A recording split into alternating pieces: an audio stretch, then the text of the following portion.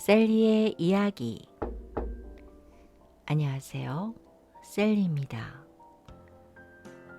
저는 30-40분 걸리는 출퇴근길에 라디오를 듣습니다. 오늘 퇴근길 라디오에서 들려온 이야기.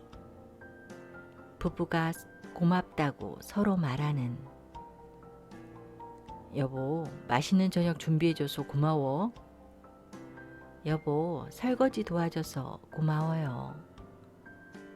나에게 관심 가져줘서 정말 고마워요. 모든 행동에 고맙다고 표현하는 그 이야기에 미소가 지어졌습니다. 저도 그렇게 해보려 합니다.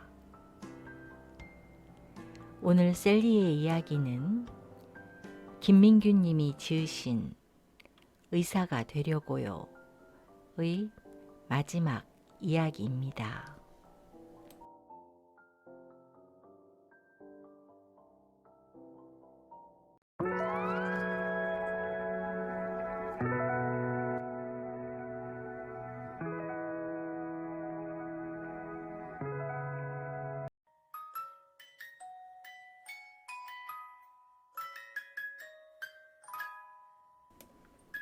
마지막 인사. 친할아버지가 돌아가시기 이틀 전 심장 중환자실. 신기하게도 할아버지는 그날따라 기운이 좀 나셨는지 모든 가족들을 다 보고 내 손을 힘을 줘 꼭 잡아주기도 하셨다. 가시기 전 마지막 인사를 하고 싶으셨던 것일까? 혹여 회복하시지는 않을까 하는 우리 희망과는 다르게 하루 만에 할아버지는 작별을 고하셨다. 내가 겪어본 다른 환자들도 떠나기 전 마지막 인사를 하고 가시는 분들이 있었다. 꼭 전하고 싶은 말이 있어 마지막 기운을 내시는 것 같다. 설암, 혀에 생기는 암이다. 위암, 간암 같은 말은 들어봤어도 혀에 암이 생긴다는 말은 생소할지도 모른다. 설암은 매섭게 자라고 그만큼 그 예후가 좋지 않다. 충분히 잘라내고 방사선을 때리고 항암으로 폭격을 가해도 다시 슬며시 고개를 든다. 한 달이면 2배 이상 커져 몸을 갉아먹는다. 두경부의 암은 특히나 환자를 끈질기게 괴롭히기에 옆 사람도 치료하는 의사도 모두 괴롭게 한다. 한 환자의 주치의가 되었다. 설암을 진단받고 치료를 거부해 수술할 시기를 놓쳐 온몸에 전이가 된 환자였다. 현재 임상시험 중인 항암 치료까지 받았지만 계속해서 암이 자라나 더 이상 입으로 먹고 숨을 쉴 수조차 없는 상태까지 되었다. 암은 살을 갉아먹어 입과 턱을 뚫어 놓았고 물을 마시면 턱 아래로 물이 새어나왔다. 혈관으로 주사제를 맞고 버티는 것 말고는 방법이 없었다. 다음 치료라도 혹시 효과가 있을까 기대하며 그 전까지 입원하여 잠깐 기운을 다시 차린 후 퇴원하기로 하였다.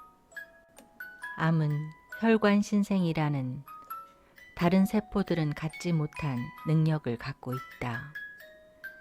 자기 스스로 혈관을 만들어버려 영양도 뺏어오고 피도 나게 한다. 마구잡이로 생겨난 혈관에서 나는 피는 지혈도 잘 되지 않는다. 이 환자도 역시 가끔 혀에서 피를 흘렸다. 그럴 때면 지혈 가글을 해 잠깐의 고비를 넘기고는 했다. 문제는 이런 증상이 조금씩 자주 반복되었다는 것이다. 소량의 출혈은 곧 있을 대량의 출혈의 전조 증상일 수 있다. 죽음이 임박해오고 있었다. 매일 아침 저녁으로 보는 환자의 얼굴은 점차 야위어 갔다. 밝았던 얼굴에 점점 그늘이 져갔다. 버티는 시간이 길어질수록 감당해야 할 고통도 같이 늘어갔다. 환자가 입원한 지 2주째. 병원비가 너무 많이 나왔다며 나에게 불평을 늘어놓았다. 초보 의사의 실수일까? 약 하나하나, 수액 하나하나 환자에게 필요하다고 생각하면 나는 거침없이 오더를 내려왔다. 어떤 약을 주든 나에게 돌아오는 것은 하나도 없기에 어떤 약품이 얼마를 하는지 그동안 전혀 알지 못했다. 그날 약값을 읽었다. 왜 이건 보험이 안 되는 걸까? 치료에 필요한 약이지만 맞을 수 없다는 환자의 말을 무시할 수는 없었다. 돈 계산도 잘하는 의사여야 좋은 의사일까? 의학적인 것 말고 환자가 낼 수 있는 돈에 맞춰 처방을 해야 하는 게 과연 맞는 것일까? 평일 5시 외래 진료를 끝마칠 즈음 병동에서 전화가 왔다. 환자가 입에서 피를 왈칵 쏟았으니 빨리 와달라는 내용이었다. 목소리에서 다급함이 느껴졌다. 엘리베이터를 이용할 틈도 없이 계단을 달려 올라갔다.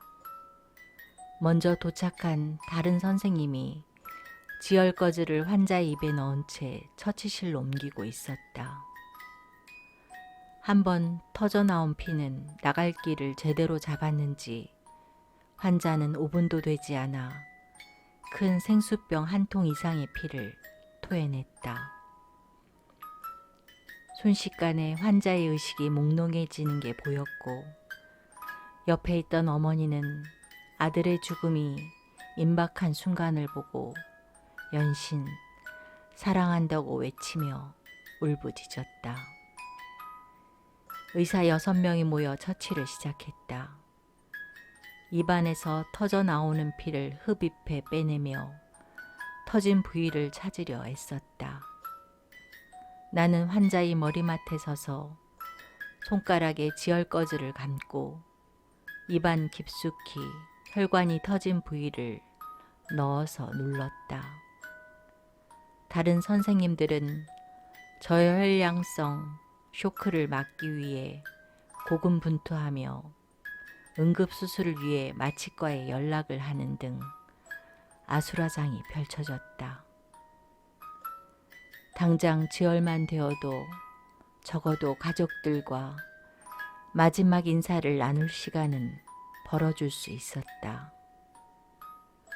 수술복으로 갈아입을 시간도 없었다. 나와 다른 선생님들은 환자 입안에 손가락을 넣은 채로 침대를 옮겨 그대로 수술방 안으로 밀고 들어갔다.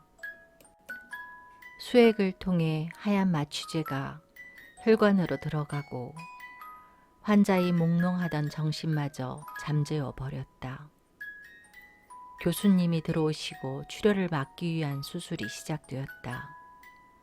혈관은 한두 개가 문제가 된 것이 아니었다. 아무리 지혈제를 발라도 피는 터져 나왔다. 혈관 중재술이 필요하다고 판단되었다. 환자는 마취된 채로 영상의학과로 옮겨져 혈관의 뿌리를 막아버리는 시술을 받게 되었다. 오후 5시에 시작된 처치는 새벽 1시가 되어서야 마무리가 되었다. 환자는 중환자실에서 눈을 떴다. 내 손을 잡으며 눈물을 흘렸다. 이 사람에게 내가 도대체 해줄 수 있는 것이 뭘까? 고통이 없도록 마약성 진통제를 주는 것.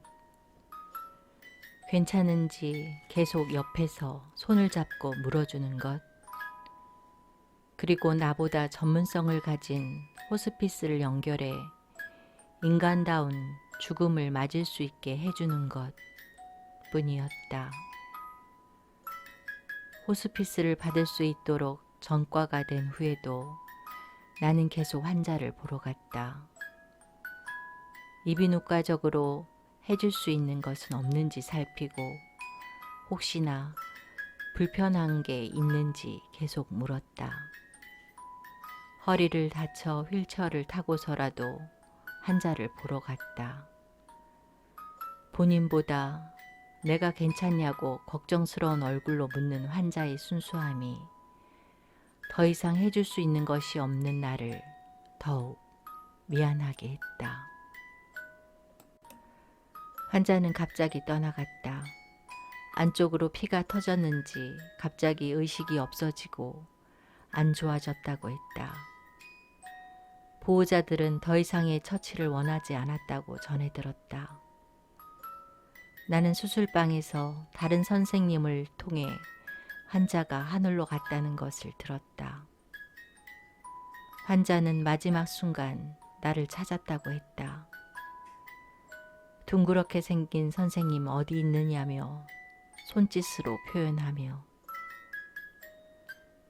무슨 말이 하고 싶었을까? 나를 향한 원망일까 두려웠다. 적어도 미움은 아니었으면 좋겠다. 눈앞의 수술이 손에 잘 잡히지 않았다. 마지막 순간에 서로 인사를 나누지 못한 아쉬움이 계속 가슴에 남았다. 하늘에서는 부디 세상에서 받은 모든 고통은 없기를 진심으로 기도했다. 정신 안 차려? 교수님의 호통. 다시 다음 환자에 집중했다. 마음에 또 짐을 하나 얹고 머리로는 모든 감정이 해결된 척 연기하며